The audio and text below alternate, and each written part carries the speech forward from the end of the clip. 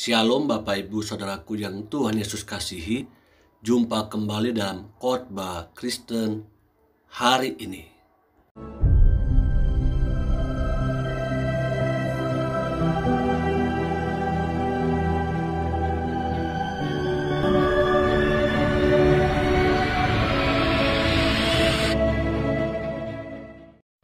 Judul khotbah Kristen hari ini adalah doa yang dijawab.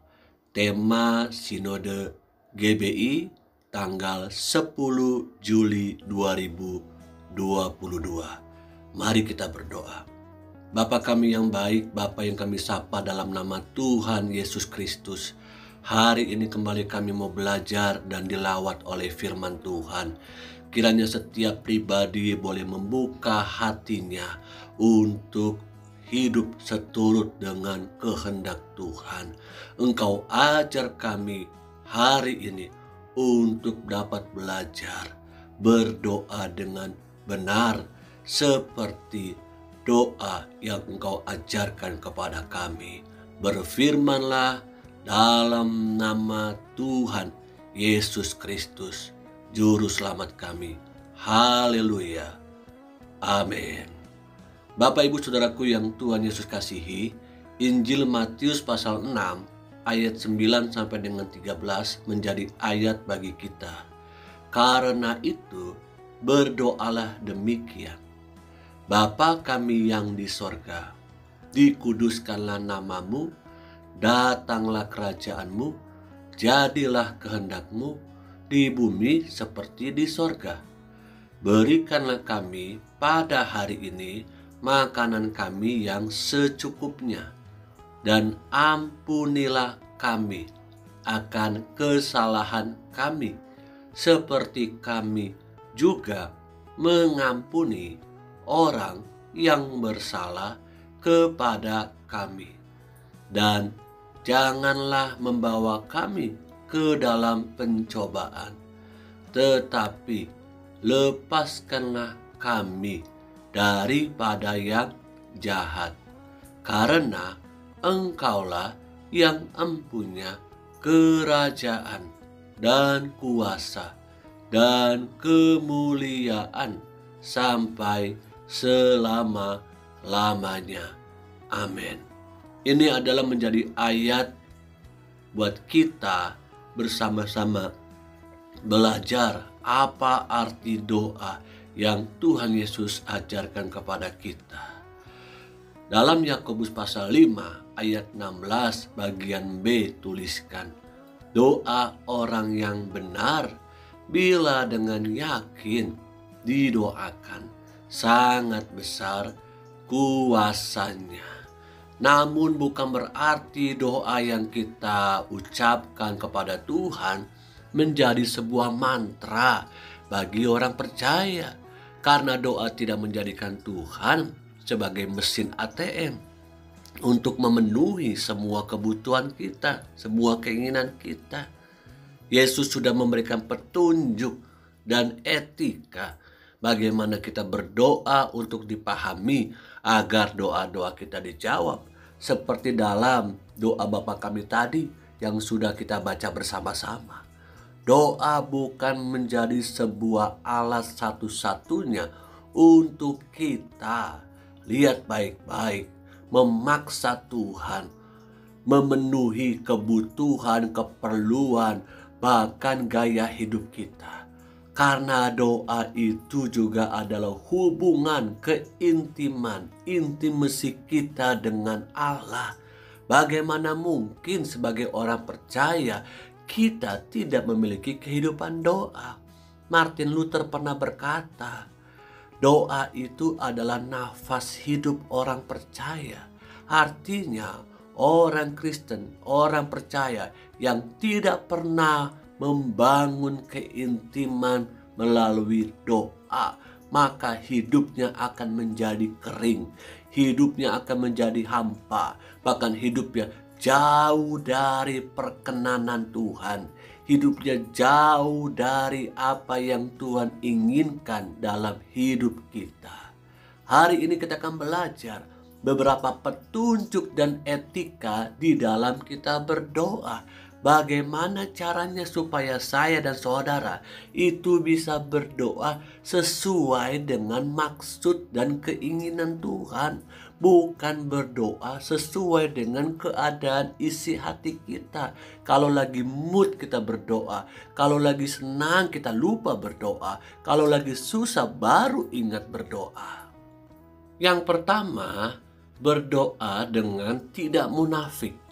Injil Matius pasal 6 ayat 5 katakan, "Dan apabila kamu berdoa, janganlah berdoa seperti orang munafik.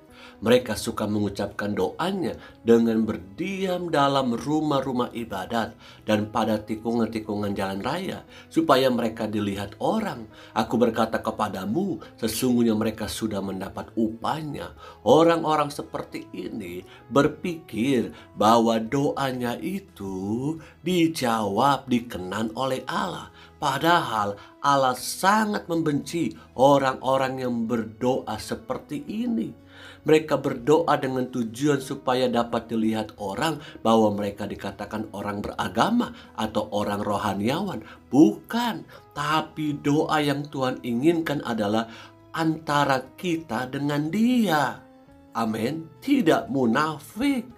Contoh kemunafikan dalam ayat ini adalah berdoa ingin dilihat atau dihargai orang dan ingin mendapatkan pujian, mendapatkan reward mungkin dari orang lain.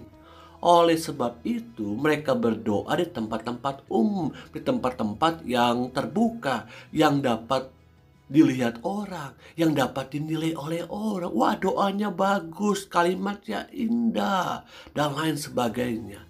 Seharusnya Tuhan yang menjadi tujuan. Namun bagi mereka tujuan doa adalah pujian manusia, reward daripada manusia. Doa yang seperti ini sudah pasti tidak mendapatkan upah, bahkan tidak akan mendapatkan jawaban daripada Allah. Apakah hari-hari ini kita juga sedang berdoa seakan-akan sepertinya doa kita itu indah di mata orang, tapi di mata Tuhan justru tidak disukai?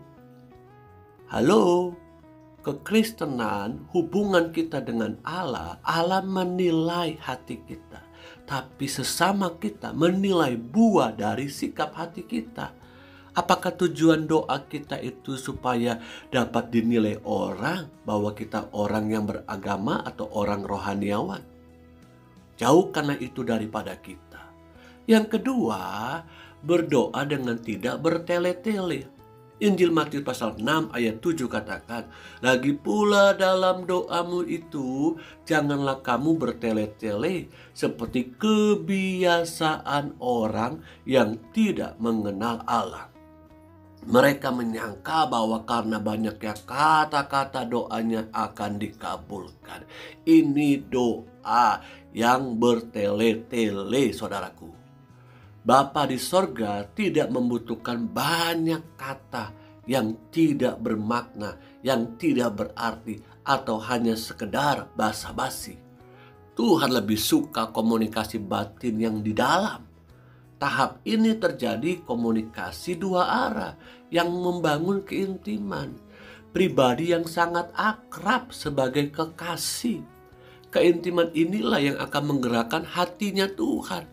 Sehingga walau kita tidak meminta pun Tuhan sudah memberikan apa yang kita butuhkan. Allah yang kita sembah ini adalah Allah yang Maha Tahu. Dia sangat peduli dengan apa yang kita butuhkan. Tapi Dia tidak peduli dengan apa yang kita inginkan.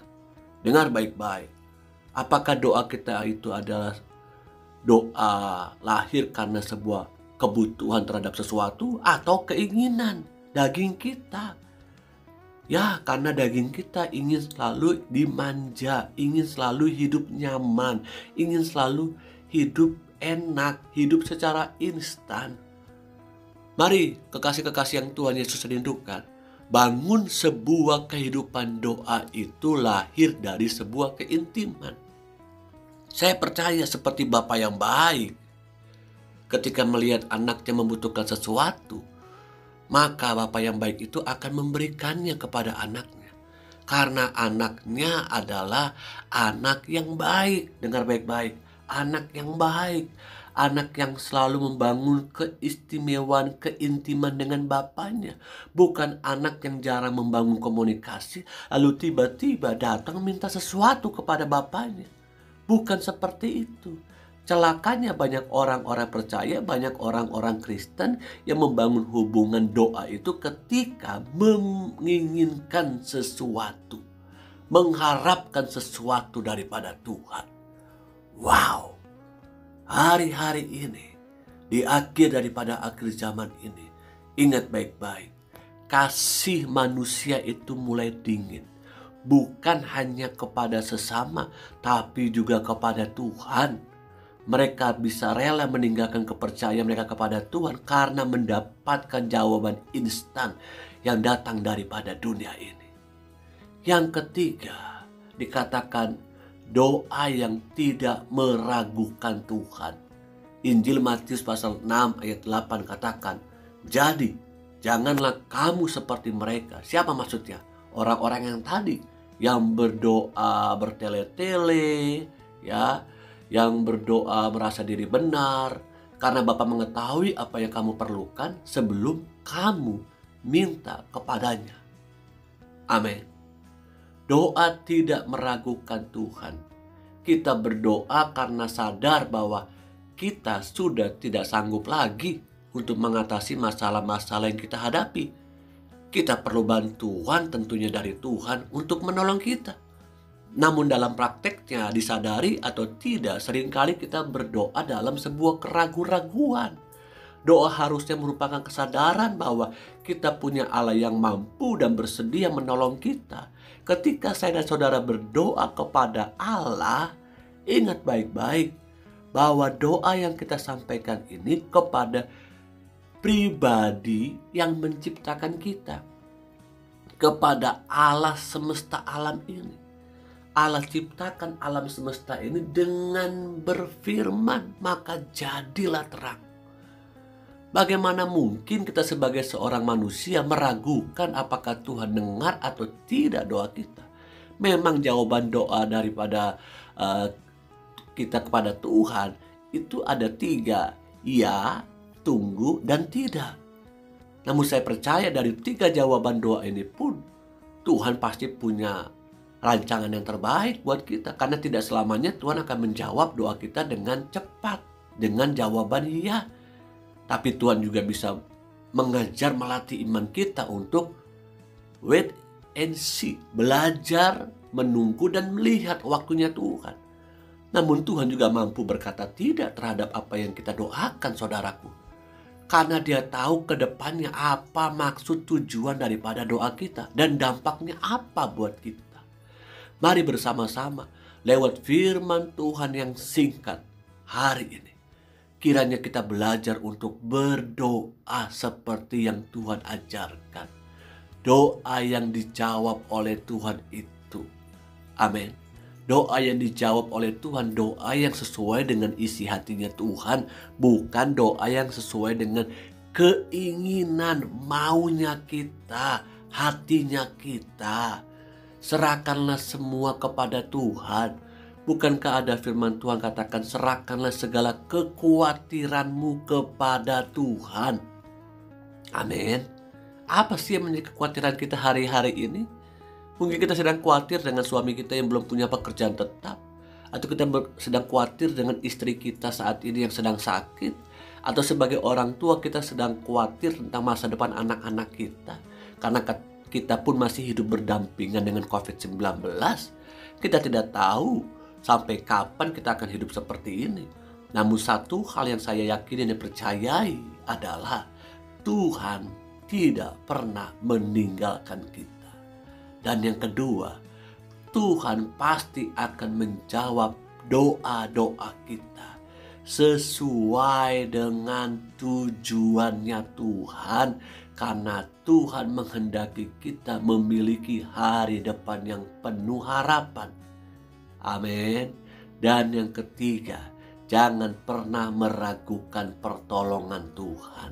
Tetap setia, percaya, dan waktu Tuhan adalah waktu yang terbaik. Amin. Mari kita berdoa. Bapa kami yang baik, Bapa yang kami sapa dalam nama Tuhan Yesus Kristus, terima kasih buat firman-Mu yang indah bagi kami. Engkau ajar kami untuk kami berdoa, berdoa, dan berdoa.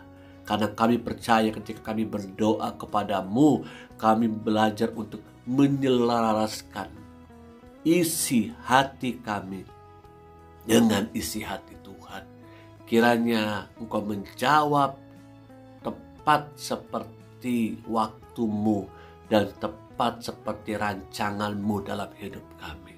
Ampuni kami, seringkali kami memaksakan kehendak kami, memaksakan keinginan kami, bahkan waktu kami seperti waktumu ya Tuhan. Hamba berdoa, berikan kami keteguhan hati, tetap percaya bahwa Tuhan pasti menjawab doa-doa kami sesuai dengan rancangan hari depan penuh harapan. Terima kasih Bapa, yang sakit disembuhkan, yang sedih dihiburkan, yang terikat terhadap dosa dimerdekakan.